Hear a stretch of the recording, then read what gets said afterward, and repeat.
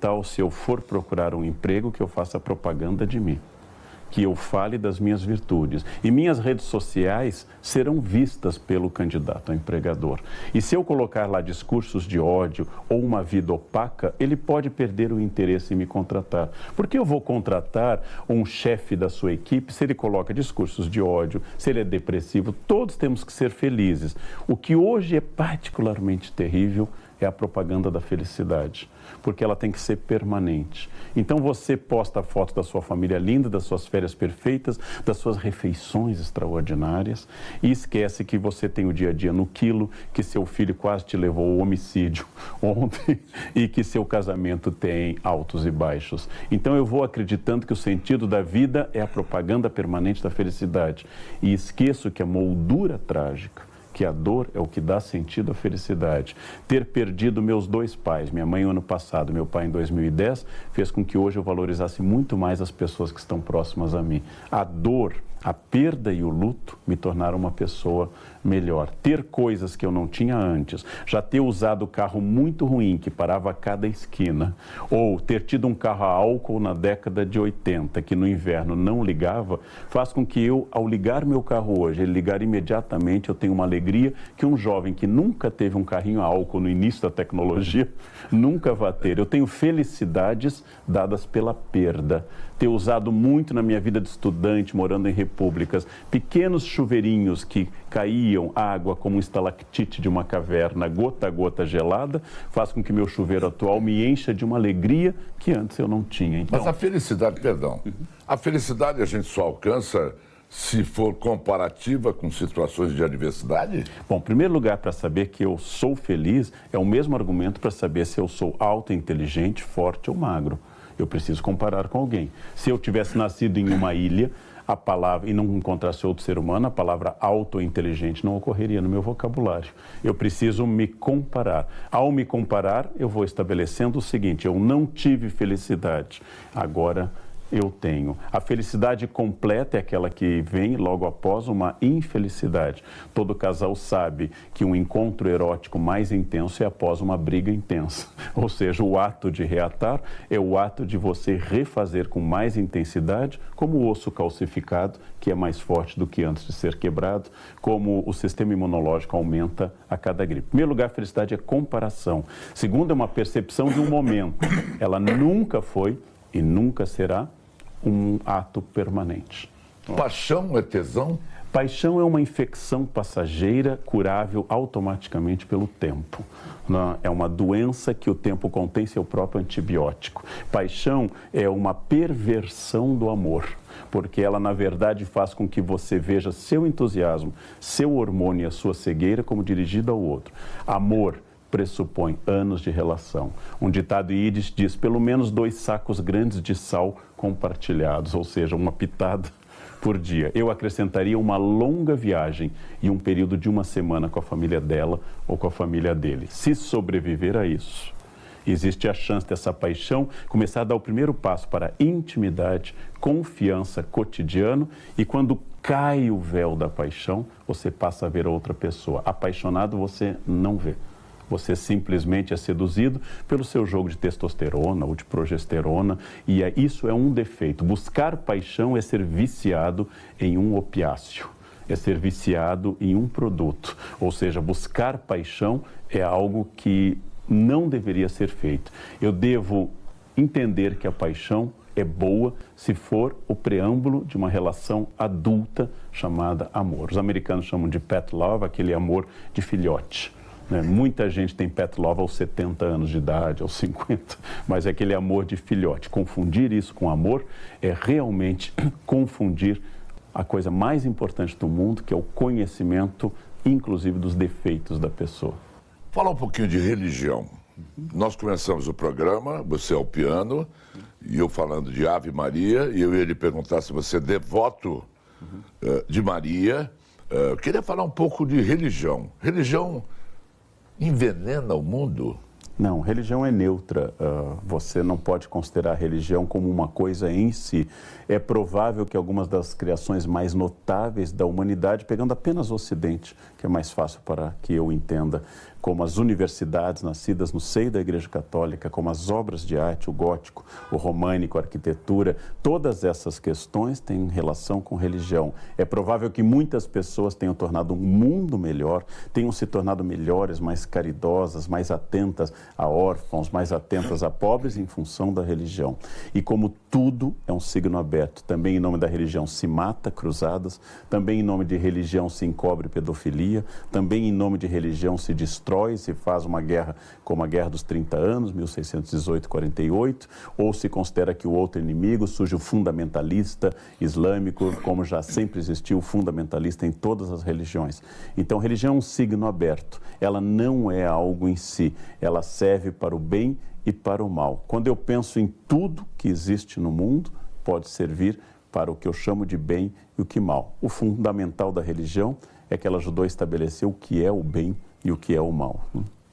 Eu sou de um tempo em que as mães criavam seus filhos com medo de Deus. Elas cometiam um erro?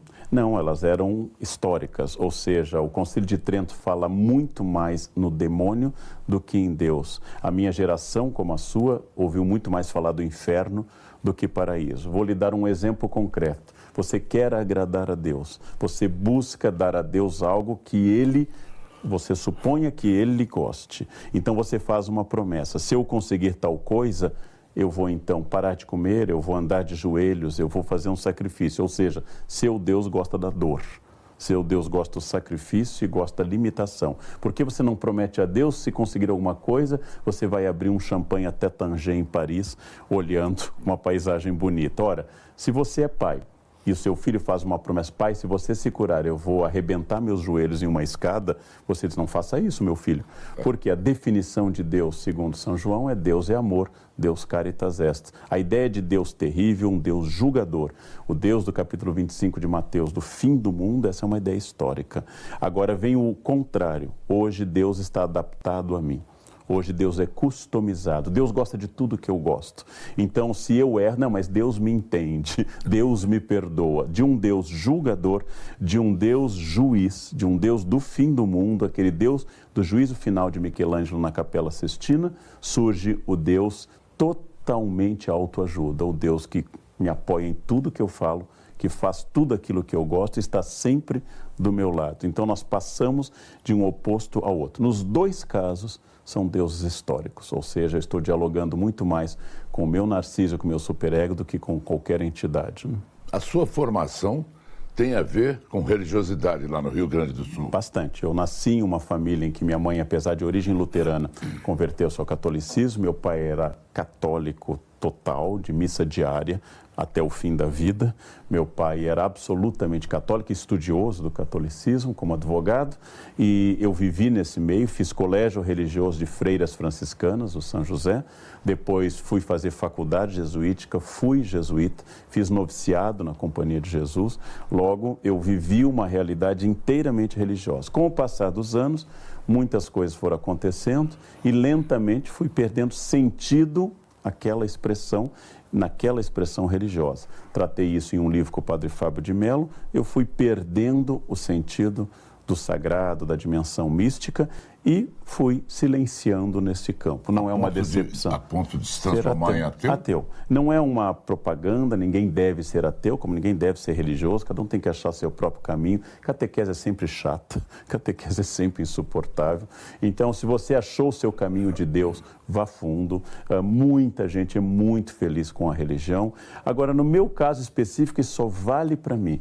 Perdeu sentido, comecei a não ter mais a sensação de que havia alguém me escutando, comecei a ter um pensamento que foi excluindo a hipótese do sagrado e a minha vida hoje ocorre sem isso. É para sempre? Eu sou suficientemente experiente para saber que nada é para sempre. Pode ser que daqui a 5 anos ou 10 eu possa estar diferente. Eu já brinquei com as pessoas que quando eu estiver em crise financeira, eu vou escrever um livro sobre a volta à religião para vender bastante. O livro já tem até título, De Volta ao Pai. Calma, Mas hoje eu não escreveria isso. Eu tenho certeza que é é uma coisa de ótimo, do seu bom humor, sempre muito importante. Você, nas suas aulas, quando os seus alunos lhe perguntam se você acredita em vida após a morte, o que é que você responde? Um ateu, é importante dizer que ele não apenas rejeita a hipótese de um Deus criador único que dá sentido, mas ele rejeita todo o pacote. Então as pessoas dizem, então você é do diabo. Não, o diabo também não existe. Até eu poderia dizer, brincando, que dada a concorrência com as pessoas nesse planeta, ele se retirou envergonhado, sem poder fazer. Aliás, é mais fácil acreditar no demônio do que em Deus, porque o mal é muito mais presente do que o bem. Então, eu não acredito na existência de uma alma imortal, de um paraíso, de uma vida após a morte. E alguém me diz, mas morreu, acabou? Eu disse, felizmente, não? Já pensou a continuidade, a volta? Já pensou voltar nas teorias reencarnatórias, como o kardecismo? Ter que estudar binômio de Newton de novo? Né? Eu já passei por isso. Ou então, como eu já brinquei, as coisas são boas porque elas são únicas. Quer dizer, a beleza dessa orquídea atrás de nós é que ela é natural, ela vai morrer. E por isso que ela é bonita. Se ela fosse artificial, ela não seria tão bonita. A eternidade é insuportável. Então, a beleza de tudo é que elas passam. Por isso que os vampiros são melancólicos. Eles não morrem. Seus amigos se foram, eles vivem na noite, mas eles não morrem nunca. A beleza da rosa, natural, é que ela tem um prazo. E, fim desse prazo, ela morre. Nada melhor, nada mais positivo que ter levado uma vida digna, justa, produtiva, cheia de amores e, ao final, apagar essa vela que se consumiu iluminando aos outros. Né? Acho isso maravilhoso. A morte é uma bênção ao final. Um amigo meu, Drauzio Varela, disse que já viu muita gente dizer o que eu digo e na hora da morte espernear. Eu não quero... Pode ser. Nós somos incoerentes. Foi o Drauzio. Eu não disse. Drauzio Varela, um grande abraço ao nosso amigo comum, Drauzio Varela. Ou aquelas pessoas que brincam inventando frases na hora da morte, de um padre que é a cabeceira de Voltaire, quando Voltaire está morrendo, diz, renuncia ao demônio. E Voltaire, agnóstico, teria dito, não é hora para fazer inimigos.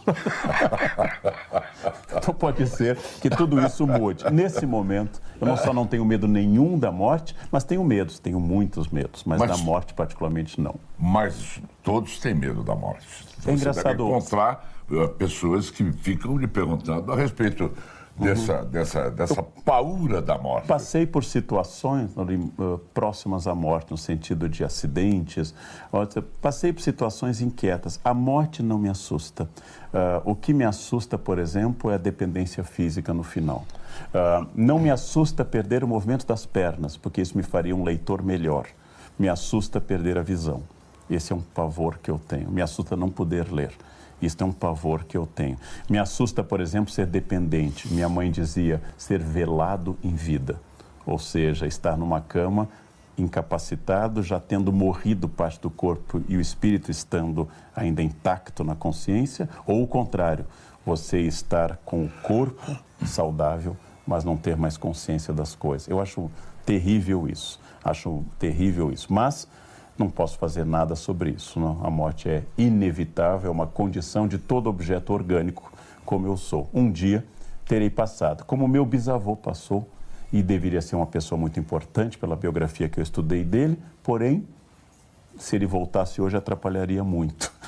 Não teria nem onde morar, não teria renda, não estaria desadaptado. É muito bom cumprir um ciclo. Né? Agora, tenho medo de doenças, tenho medo da violência e, acima de tudo, tenho medo de que as pessoas que eu amo sofram violência, ou seja, a preocupação pelo amor ao redor. O resto, morrer, como aconteceu no Senegal, onde o avião pousou de emergência há mais de 25 anos, no Senegal, de emergência, com a turbina pegando fogo, eu só fechei os olhos e pensei, agora vamos ver quem está certo. O que eu posso fazer? Uma mulher do meu lado gritava e eu expliquei a ela em inglês, a senhora, o avião não é movido por energia sonora, quer dizer, o seu grito não vai fazê-lo... Vai arremeter o avião. Arremeter o avião, né?